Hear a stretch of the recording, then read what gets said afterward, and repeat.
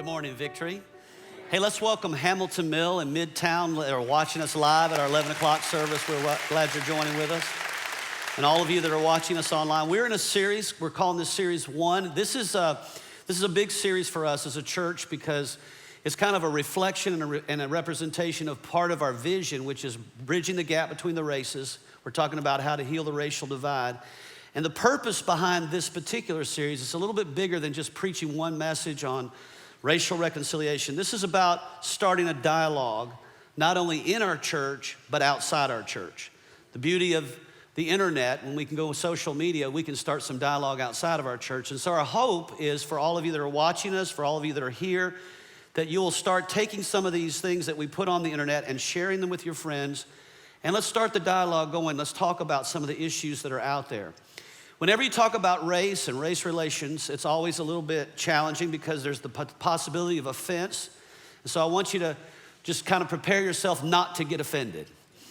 And just kind of listen to what I have to say about this subject this morning. Now, we are a church, just so for those of you watching us online, I just need to kind of remind everybody that we are a church of 139 different nationalities. So it's not just one culture here. We purpose to do that. It's a part of the vision of this church was to demonstrate in our community that you can actually do church together, that you can come together.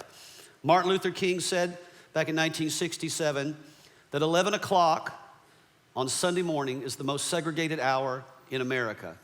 And that's a stain on the church. And because of that, we're trying to break some new ground here, trying to create some new dialogue of how do we get people to come together. Now, it's very clear that we're entering into a season in our nation. We've been in this season for a while, but it seems to be getting worse, where races are beginning to divide even more strongly over certain issues in the community. And every time we wake up in the morning, there's something out there on social media, something in the news about tension that is between the different cultures. It could be a Black Lives Matter issue. It could be an immigration issue. It could be whatever those issues are. And unfortunately, much of what's been addressed is one side pitting against the other side and not really reconciling. But when you start to study the Bible, you begin to realize that there's a lot of information in the Bible, a lot of words from God about the importance of reconciling together. And there's two scriptures I'm gonna read. One is out of the book of Psalm 133, if you'll turn there with me. And then I'm gonna read some words of Jesus in John chapter 17, and then we'll kind of go from there. The first one is Psalm 133 and verse 1. It says, "How good and how pleasant it is when God's people live together in unity. It's like precious oil poured on the head, running down on the beard, running down on Aaron's beard, down on the collar of his robe. It's as if the dew of Hermon were falling on Mount Zion, for there, wherever people together in unity, there the Lord bestows his blessing, even life forevermore." So we see that the Lord likes people being unified around his purposes. And then Jesus makes a statement, and it's a statement about his disciples. He's talking to his disciples about what he wants them to do. And he says in John chapter 17 and verse 11, he says, "I'm coming to you. I will not stay in the world any longer." So he's preparing to leave, and he says, "But they are still in the world, Holy Father. Holy Father, keep them safe by the power of your name, the name you gave me, so that they will be one." Everybody say one.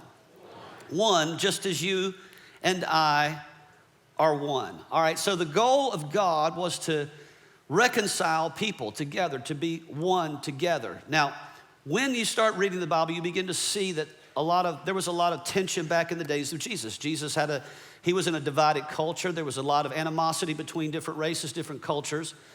He started with the Jewish people, but as he started getting into the gospel, it became apparent that he was not just trying to reach Jewish people, he was trying to reach the Gentile world, which most of us are a part of. But there was this tension that existed in culture, and that tension continued to grow. And I mentioned this a little bit last week about how originally the whole world was one race and one culture. And then through Genesis 11, God divided them according to languages. They started forming cultures, forming nations, of which we now have many nations in the world. Now, down through the history, prejudice has seeded into the hearts of humanity. And because of that, many of us unknowingly carry prejudice in our hearts. And so I thought, let's take a weekend and let's just talk about that and let's get free. Let's just get free. That's why we call this message freedom from any how many would like to get free from prejudice in your hearts? All right. You say, well, I don't have any prejudice. You probably have more than anybody else. You just don't know it. All right, so let me give you the definition of prejudice. Prejudice is preconceived opinion or judgment that's formed against another person that is unfavorable, that's unreasonable, that's unjustified. It's a genuine disregard for another person's rights. It's basically saying that I'm superior to you, or I have some superior way of thinking or some superior way of living. And we all know that there's a history in our nation of prejudice. Now, when you start to get into the theme of prejudice, you begin to see how it forms. It forms several different ways, and the way we would become prejudiced and we have developed prejudice is through these ways. First of all, there's family prejudice. Some of us, when we come to church, we have a heart for God and we do church together, but then we have to go home to our family. And sometimes our family has a different conversation in private than we have in public with people. You know exactly what I'm talking about. You think you get along with people and then you see something that stirs you or gets you upset and you start having these conversations. I grew up in a family that would say they were not prejudiced. They were good people, good country people that lived in the South, but sometimes when we'd have around a table discussion, you would hear them mention another race in a derogatory manner. And I remember hearing that as a young person growing up, and then after hearing the name given to another race, it would form an idea that I would have about that other race. And some of us have grown up like that. Then you have friends prejudice. Friends prejudice is where we have friends outside of this church that we hang out with that have something that's going on in their life where they're prejudiced and their offense gets over on us. They get offended. And now we have social media so we can express our prejudice freely through Instagram and Facebook and Snapchat and all these different ways of expressing our prejudice. As soon as we feel it, we want to speak about it. And we influence other people, our friends, on social media. Come on, somebody. Then you have experience prejudice. And this means that you've had an experience where someone has prejudiced against you. They've had some prejudice against you. Have you ever had somebody prejudice against you? I remember one time I was driving down to Florida and I had rented a car because my car was in the shop. And so I rented a car and I decided to rent a convertible because it was in the summertime, and it was a red convertible with a black top, which fit right into my theme of thinking with the University of Georgia Bulldogs. So I'm just listening to some music, cruising down through Dothan, Alabama. And all of a sudden I look in my rearview mirror and I see a police car with his lights on behind me. And I'm thinking, I'm not speeding. But I pull over, and as I pull over, I start thinking, why is he pulling me over? And then two things occurred to me. One is, and this is just something you need to understand, is I'm a white person. I know you don't know that, but I'm a white person. I grew up in a white world. But I have just a little bit of Cherokee Indian in me, and when I get in the sun, in the summertime, I change color. In fact, I get darker than some of you folks that were born dark. And so I was pretty dark, and I'm driving in a red convertible, and I look a little suspicious, and so they pull me over. And so I'm thinking, this is a little stereotype. And so the cop gets out, and of all things, the cop is black. And he comes up to the side of my car, and I'm realizing he's not stereotyping me because of the color of my skin. He's stereotyping me because of the color of my car and the kind of car I'm driving. And I'm just looking a little too cool for Dothan, Alabama. What are you doing down here? And so he says, young man, and I'm not a young man, but he says, young man, he says, what have you got in your glove compartment? Do you mind if I look in there? And I'm thinking, he thinks I'm a drug runner. And I said, no, I don't mind you look in my glove compartment. And so, my drug compartment, my glove compartment. A little Slip of the tongue there. Anyway, he opens the glove compartment, and I didn't know this, but my wife had slipped some green vitamin pills inside the glove compartment. Wanted to make sure I took my green pills. So he pulls out the bag with the green pills, and he does this number. What is this? And I said, those are green pills. I said, those are my wife making sure I get my vitamins. And he said, okay. And so then he starts asking me all these questions, and he's profiling me because he's assuming, I'm up to no good. And so as he's talking to me, I'm thinking to myself, here's what I'm thinking to myself. You're prejudiced. You got some prejudice against people driving through your country town, and you're expressing your prejudice. And I said, so what did I do, sir? Why are you pulling me over? I said, was I speeding? He said, no, you weren't speeding.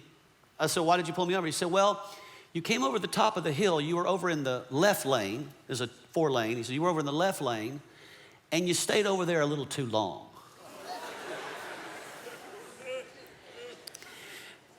And so I'm kind of listening to all this, and I'm realizing what I'm experiencing just a little bit is what a lot of you experience a lot.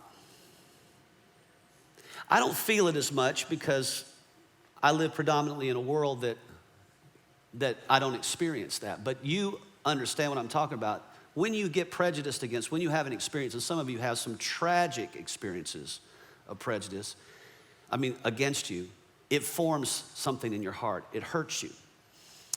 Then there's economic prejudice. Economic prejudice is probably one of the biggest prejudice. Poor people, prejudice against rich people. Rich people, prejudice against poor people.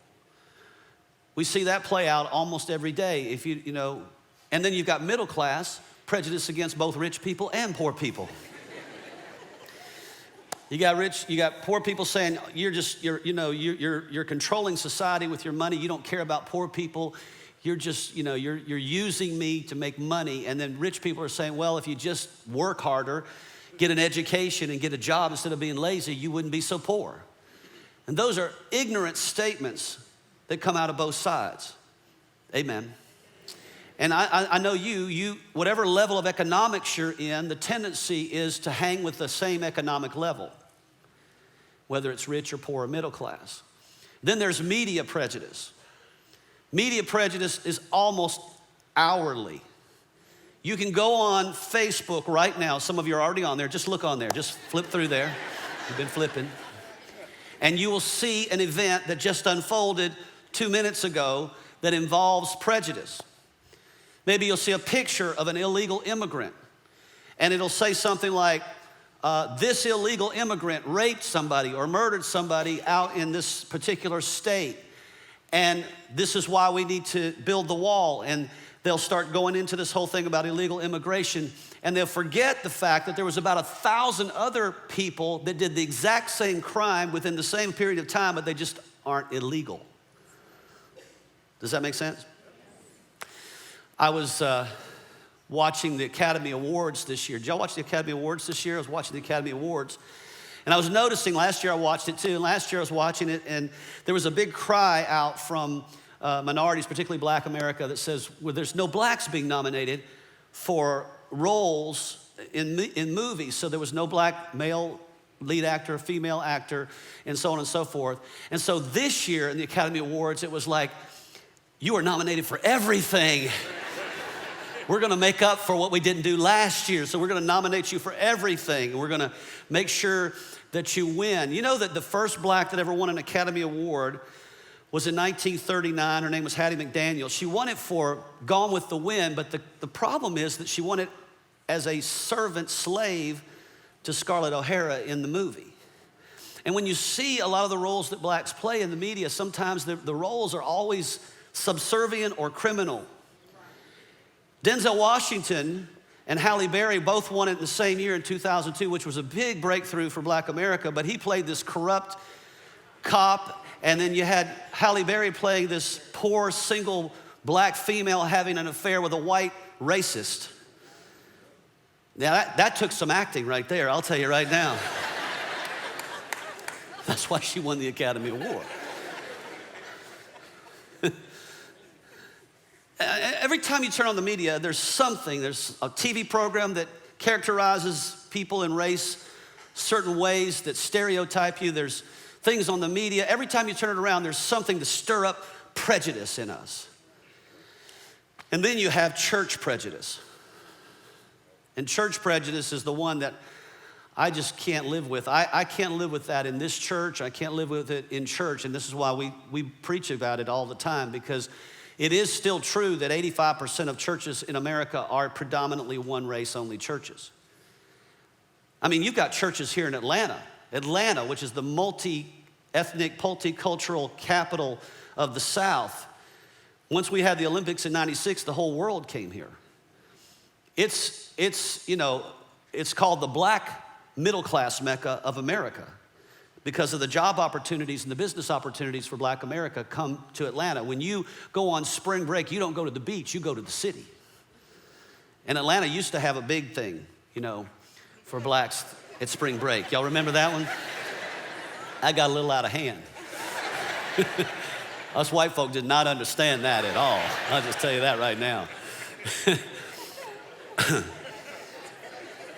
But how do you, now listen to me, because there's some pastors may be watching this at some point. How do you do church with one race only in Atlanta? How do you do that when all around you is multiculturalism? It's one thing if you live in an area where there is no other race, but when you're in the midst of it all, you gotta try, almost be intentional to make that happen.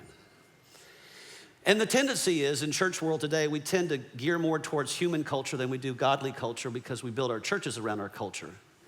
That's why you have the different kinds of churches that they are. They're built around their human culture instead of the kingdom. And so you've got all this prejudice in the church. You've got the white church, which basically says, let's ignore culture. Let's ignore other cultures. Let's act like they don't even exist out there. Then you've got Hispanic church. Let's celebrate our culture because our culture is fun. You ever been in a Spanish church? You don't come out of there without smiling. It's a joyful occasion. Then you've got the Asian church, which is let's preserve culture. And then you've got the black church, let's politicize culture. You've got all kinds of culture things happening, but they're a lot of times designed to segregate us, to separate us, instead of put us together. So how do we come together? How do we break these prejudices down? Over the years, we've been pastoring here for 27 years. Over the years, I've noticed there's some themes in breaking prejudice that happen in people's lives. And if this hasn't happened in your life, then you can listen and you can learn from this because it'll help you. It'll help you to break free from prejudices. I grew up again in the South with extreme prejudice. I grew up in the Martin Luther King era. Colleen and I got a FaceTime call this week from Bernice King, who is Martin Luther King's daughter, and we were just dialoguing about what it looks like in Atlanta now compared to 50 years ago. Next year will be his 50th year since he was assassinated. And so we're talking about some things to do, and Colleen I think is going to go down and do an interview in the King Center this week with Bernice, and just kind of maybe we'll bring that to you next weekend. Because we're going to talk about race and politics next week. Obama versus Trump. We're going to talk about... We're going to get into that. That's going to be fun. You might not be clapping next week. I don't know. We'll see. But anyway, so I asked the Lord this week, I said, tell me how did I start? I still have prejudice I still work on, but how did I start the process of breaking free? And the Lord took me through a little journey of my history. And these are 3 things that the Lord showed me of how to break prejudice off of your heart, how to get free. And if you'll take these seriously, you'll get free. First thing is, you have to go back to the cross. You have to go back to the cross. I think we understand that most of us know about the cross. We've heard about the cross. We sing about the cross. We might even talk about the cross. But very few Christians go back to the cross. Jesus would say it this way. He'd say, if you're going to be like me on the earth, you're going to have to take up your cross. And you're going to have to follow me. But really what I mean by that, by going back to the cross, I'm talking about what was the purpose of the cross. All right, so Paul writes this letter in Ephesians chapter 2. I'm going to read a few of the verses, and this will give us a better explanation of what it means to go back to the cross. And here's what he says in Ephesians 2, verse 14. He says, "For he," talking about Jesus, "himself is our peace, who has made the two groups one and has destroyed the barrier." At that time, the two groups were the Gentiles and the Jews, and they were at odds with one another. There was a barrier between them. Part of that barrier had to do with the law, and part of that barrier just had to do with culture. And he's saying, I came to break down this barrier, the dividing wall of hostility. By setting aside in his flesh the law with its commands and regulations, his purpose was to create in himself one new humanity out of the two, thus making peace, and in one body to reconcile both of them to God through the cross, to reconcile them through the cross, by which he put to death their hostility.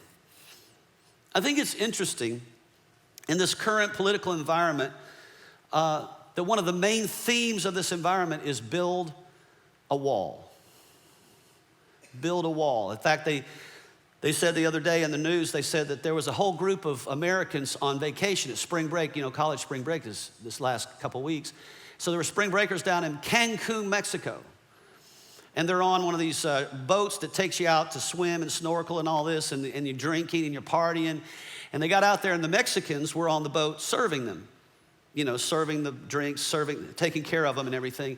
And in the midst of this, they're out there in the water, and they start chanting, "Build that wall, build that wall," to Mexicans in Mexico.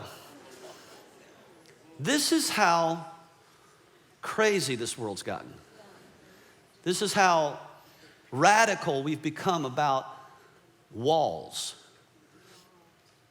There's 65 current walls in the world that separate people. 65 physical built walls. I was in China back in December, and I saw probably the biggest of all was the Great Wall of China. It was built over centuries of time. Just to keep in mind that when we start to build our wall, it took centuries to build that wall. And what's interesting about that wall is that wall, and I understand the purpose of the wall. The wall is to create a barrier to invaders, people who are trying to invade your land that have no good will for your land. They want to harm your land. And the idea behind our wall is the same way as we want to protect our country from terrorism. I understand that. I don't think there's many of us in this room that don't want to protect our country from terrorism.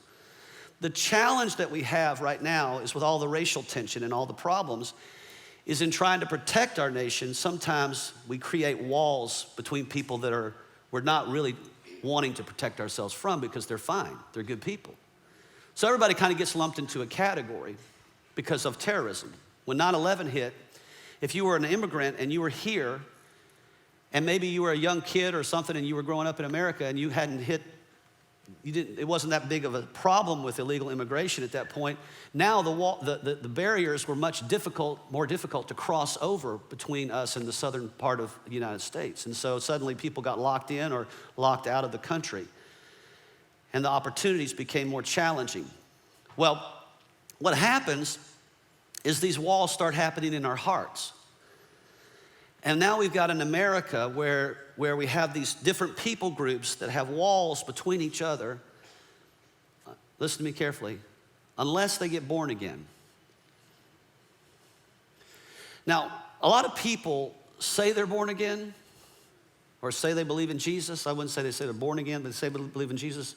But they carry a lot of prejudice. Here's what I would say to you. If you're truly born again, when I say born again, where Jesus has come in to take over your heart, you view things completely different when it comes to people. So what happens is when you get born again, you go back to the cross, you realize that the whole idea of the cross was to break down the wall that's between you and other people. So now you start entering into the second phase of healing and racial reconciliation and prejudice, and you start to see people through the lens of grace instead of the lens of race. In other words, you're no longer viewing people like Jesus he came and I don't think he saw people based on race. I think he saw people based on grace. That's why Jesus could come upon a person who was a prostitute or a tax collector or just a complete castaway from society and value them as much as he valued anybody else. One person was not more valuable than the other. Now this is what happened to me when I got saved. I was prejudiced. I'll just be honest, I grew up in the South, I was prejudiced. But now I'm saved, and now I start to look at people of other races, and I start to look at them through a different lens. I look at them through the lens of grace instead of the lens of race. Now let me give you an example, and this is gonna challenge you a little bit because it's a big issue today, and it's something most people kind of shy away from, but I believe the Lord spoke to me about this. What about illegal immigrants? How do we view illegal immigrants in this country? There's two views that people have. One view is through the law of the land. I was having a conversation with somebody recently about this, and they were talking about how police are trained to look through the law of the land and execute that law. And certainly if you're here illegally, there is a law that says that you don't have the right to be here in the land unless you came through legally. So we have these channels to come through legally, and if you don't come through those channels, then if you get caught, you would be sent back. And the idea now under this new administration is we wanna send most of you back if you're illegal. Now the reality of that is that that's almost an impossible thing for that to happen, because if we send everybody back, it would probably crash our economy. Because there are many businesses and jobs that run off of illegal immigration. Okay, that's just factual, that's just truth, we all know that. And they're jobs that many of you would not take because they're beneath you.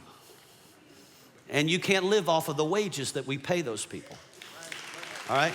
Now, in the midst of that, you've got a lot of people that are very good people living in our country that are illegal, trying to figure out how to live in this country, how to stay in this country, and with the threat every day that if they get arrested or they get pulled over in a cop car pulls them over, and they don't have proper documentation, they could be deported, separated from their families. And I think it's easy for some group of people to say, well, that's just tough, they just need to go back, until you get to know people.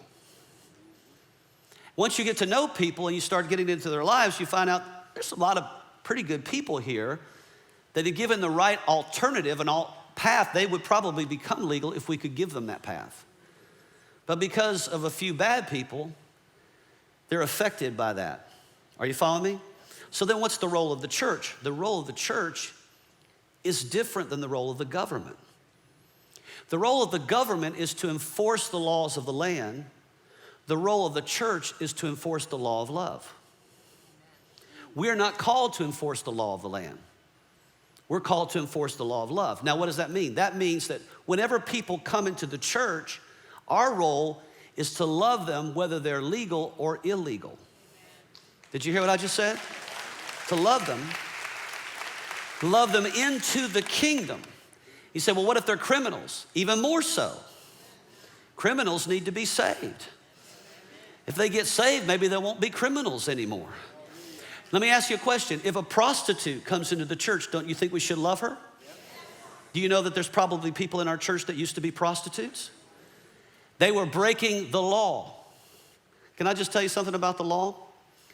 Almost every one of you probably broke the law this morning. Driving to church.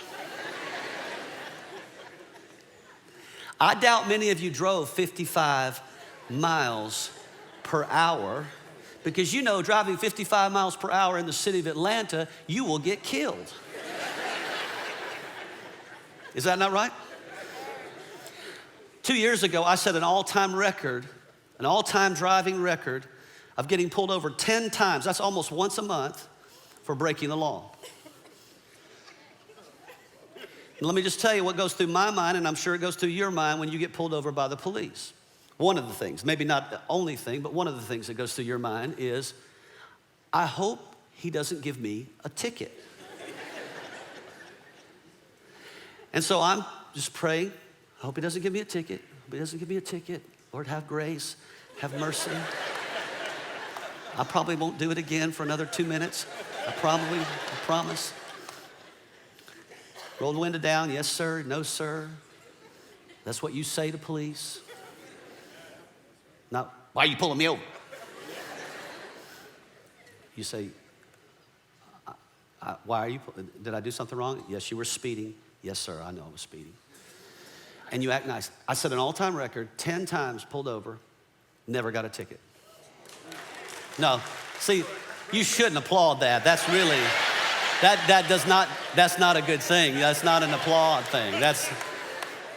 But what we want grace when we break the law. I'm just trying to get you to understand something. That's why I think Jesus would say something like this. Before you go judging everybody, before you start judging all these people out there and just making your judgments from your wheelchair or your armchair or your reclining chair or whatever you sit in watching Fox News, whatever you are designing your heart around, before you start making all the judgment calls, maybe you ought to remove the plank out of your own eye before you start trying to remove the splinter out of someone else's eye, because we're all law breakers. So here's what the Bible says in the book of Galatians. I'm going to just read one short verse, chapter 5 and verse 14. Here's what it says. For the whole law can be summed up in this one command. This is the law of church. Love your neighbor as yourself. Now here's what I want you to understand something. Here's how I see people. Once you get born again, once you understand the power of the cross, you don't see people through the law of the world, you see the law of love. What Jesus kept trying to teach the people is break free from this legalistic mindset that everybody's disobeying the law and we need to enforce it over the fact that maybe if we looked a little deeper, there's some reasons why certain people come here that are a little bit bigger than they just trying to break the law. Are you following me? Now, I say that because we could very well see a lot of things happen in the future. We could see a wall go up. We could see a lot of deportation. We could see a lot of things. And I'm trying to get you to see through the lens of what is the role of the church versus the role of government. The role of the church is when you see people, you view them through the lens of grace instead of the lens of race. Because that's what you want somebody to do for you. If you were to go to another nation and there was a high persecution of your people group in that nation, you would want grace more than judgment. You do to others what you want others to do for you because you want to win them to Christ. You want to win them to Jesus. If they do get deported, you've just made them a missionary back to their own country. You've given them some tools to live by, amen? All right, so when I love other races as much as I love myself, then the way I approach the world is different. I approach it differently from the church. I'm not saying it's good to break the law. I'm just saying that we all are lawbreakers, and I need to help you understand right from wrong, but at the same time, I also need you to understand I love you in spite of that. I'm not basing my love on you on whether you obey my laws or not. Are you following me? All right, so when you have this, you start to look through the lens of grace and then race, and then finally, here's how you do it. You start practicing the heart of serving one another. Now, I want you to think through this lens because I want you to think, whatever race you are, when was the last time you served another race? And I mean, I'm not talking about for a job. I'm talking about just loving them, serving them, doing something for them. This is what was staggering about Jesus. When Jesus comes to the earth, he's God. He's not a human just being. He is a God in a human being.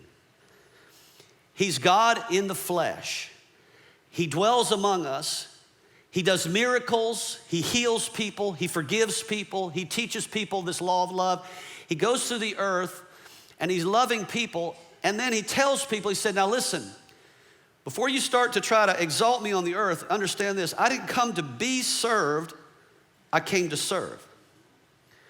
And he would constantly lower himself, even to the point of dying on a cross for people who hated him, for people who despised him, who mocked him, who arrested him, who beat him, who treated him unjustly, who treated him unfairly. He still went to the cross for those people. That's you and I. And he's saying, now look, I'm here on the earth to demonstrate this. And then he says, when I leave, I want you to follow my model. You're an ambassador of me on the earth, which means you're going to have the same persecution that I had. People are gonna make fun of you. They're gonna call you by names. They're gonna persecute you. They're gonna segregate you. They're gonna create prejudices against you. And he says, you've got to learn that your life now has a different meaning. It's no longer reacting like the world does, getting on Facebook and typing all your anger out. It's now learning to love people by serving them even though they don't love you back. And he says, when you start to do this, it starts to break down walls. Then he does something that just flips him out. And I'm gonna do it. He does something that flips him out. And he calls for his disciples to come together and he tells them, he says, now I'm gonna do something that you're not gonna agree with right away, but I'm gonna do it anyways. I'm gonna wash your feet. I'm gonna wash your feet. Now, let me ask you to do something for me in just a moment. I'm gonna wash somebody's feet. Don't record this. We are recording it. We'll put it online, but I don't want you recording it because you might mess it up. Phones going all over the place, and just let it be recorded by the church, okay? Just for the sake of this, because I want this to be kind of a holy moment right now. But Jesus comes to his disciples and he says to them in John chapter 13, he says, since I, Lord, your teacher, have washed your feet, he just finishes washing their feet, you ought to wash each other's feet. In other words, he's saying, you see what I'm doing for you? I'm lowering myself down to the very bottom of your body, and I'm gonna wash your feet. All right, could you all bring the chair out and the tub out? I'm gonna ask this young man. I need a young black man. Would you come up here on the stage? There's a reason I want a young black man up here, because he represents some things that I'm gonna talk to you about in just a moment. And so, why don't you take a seat right there, and if you wouldn't mind just taking your shoes off and your socks too, thank you. And then I'm gonna wash your feet. Now, let me say something before I wash his feet, because this is important. This young man doesn't just represent Black America. This young man represents all minorities for this moment right here. What most people don't realize about my race is my race has a hard time getting what's wrong in America. We have a challenge. The great slogan that was spoken at the beginning of this presidential race that got a person elected was, we're gonna make America great again. Gonna make America great again. When I first heard that, and everybody's cheered, yay. I looked at the crowd and it was predominantly my race cheering for that statement. And I thought to myself, okay, if I'm gonna be a Christian, I need to filter that statement through the lens of other races, not just my own. And I'm thinking to myself, here's what I'm thinking. I'm thinking to myself, okay, if I'm a black person, maybe a young black man in America, and I'm thinking through the lens, make America great again, I'm thinking, when was America great for you? When was there a season of time in the last 240 something years that America was great for you? And so, I think about it. In the beginning of our nation, 1700s, we brought a lot of people like this young man from Africa by the millions. In fact, history tells us that between 17 and 60 million, no one has the exact number, died in that transition. The greatest atrocity of one race in all of human history. Way bigger than the Holocaust. And we all know about the Holocaust. But for some reason, this has never been really advertised too much, because my race, we don't want to feel guilty. And I'm not saying you should feel guilty, because you didn't do that, but your race did. Then after we had Africans as our slaves, African come to our country and become our slaves, then we also have to live with the fact that we also conquered Native Americans as well. We kind of huddled them over in the Midwest, took over their land. Then we went down to south of America and we said, Mexicans, we're gonna take some of your land from you as well. California, Arizona, New Mexico, used to be Mexico. Who would think a Hispanic person? When was America great for Hispanic people? When was America great for Native Americans? What about Asians? Was it great when Pearl Harbor happened and we took 120,000 Japanese from their homes in California, put them in camps for 4 years because we suspected, even though they were citizens, that they might turn against our country? Was that great? The only people that could honestly say maybe America was great would be me, my race. It was great for us. We had a lot of folks like this young man and other people serving us for the last couple hundred years. And now, over the last few years, some of those people are rising up and they've had enough. And movements are starting and different things are happening in our nation that are saying, hey, we matter too. We are not the majority, but we matter too. And people like us are getting scared. We're getting fearful. Man, this nation is not like it used to be. Are we filtering that through the eyes of Jesus, or are we filtering that through the eyes of our race? And so what Jesus would do in the middle of all this is he would take a person like this, who maybe in general terms wouldn't normally be connected together. A young black man and an old white man. We probably don't have a lot of things in common. The way we grew up, the society we live in. I don't get in my car and worry about a cop pulling me over. I don't worry about being treated unjustly in society like you do. I don't grow up with fear. I don't worry about inequality for my race. I don't have those concerns, but I have them for you. And I care about you. And when I got born again, God did something in my heart towards people like you. And I started thinking, I can't heal this nation. I'm not a healer. Jesus is the healer. The greatness of a nation is never based on a race or the accomplishments of a race. The greatness of a nation is based on whether or not it's submitted to God. We're not great because of our prosperity.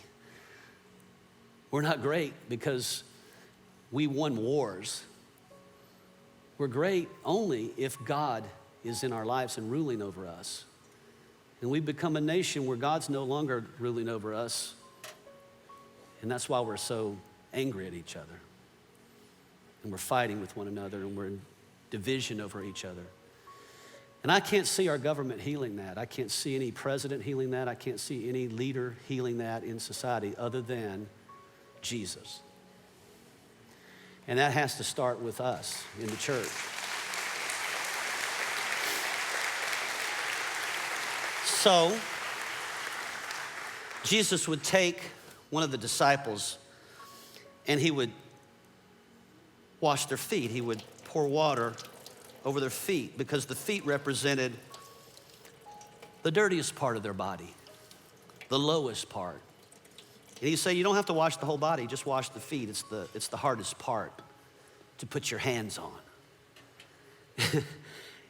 Who in their right mind would want to wash somebody else's feet?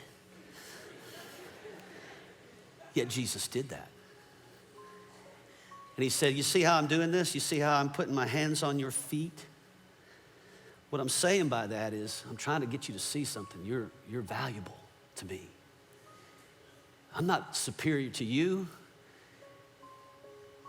You are just as valuable as I am. I know society hasn't told you that, and I know circumstances in life haven't told you that, and I know history hasn't told you that, but God says that about you. And you deserve the right as a young black man to grow up without fear. You don't need to be growing up with wondering whether or not you're accepted by another society. God accepts you. He's the great equalizer. When he came to the cross, he came to equalize everybody, to take slaves and make them equal to the free, and make the woman and the man equal, and make the poor and the white equal, the poor and the rich equal, and to make everyone equal. And he says, look, I want you to do this because this is what heals the world. This is what causes the world to come together, is when we serve each other, when I can serve you and you can serve me, and we're not living our life trying to have power over each other, but we're family. You're a Christian, I'm a Christian. You're my brother, I'm your brother. We're bros.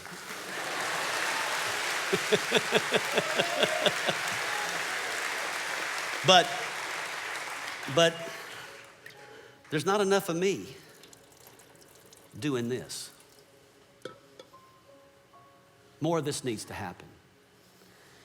And so maybe it starts with us in the church. Maybe it starts with the people that are in this church, that we would just say, you know, regardless of our history together, what if we just started loving each other and serving each other and maybe washing each other's feet? What if we had a small group one night and we just all just humbled ourselves, got down here real low and looked up to you and said, you know, I value you.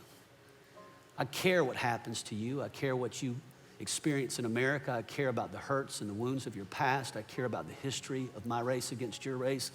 And I'm sorry, I repent. I didn't do it myself personally, but I take responsibility for my own race. Because Jesus didn't do anything to hurt people, but he took responsibility for them. He took responsibility when he went to the cross, and I need to go back to the cross. Because we need healing. We need healing in this relationship. We need to be one together instead of you doing your thing and me doing my thing. And so you're a good representation, not just of Black America, you're a good representation of all people that maybe haven't been treated with value, wherever they're from. And I just want you to know that from this point on, my life is about making sure that you understand that you grow up in an America where there are people that value you from another race. I love you, bro. Hold on.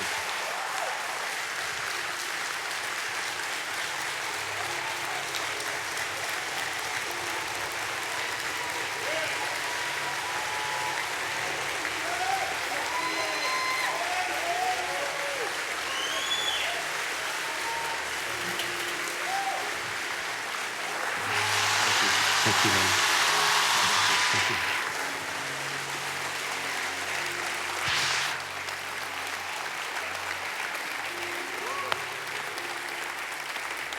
Let's all stand. Let's stand for just a moment. Let's close our eyes for just a moment. Kind of let that sink in.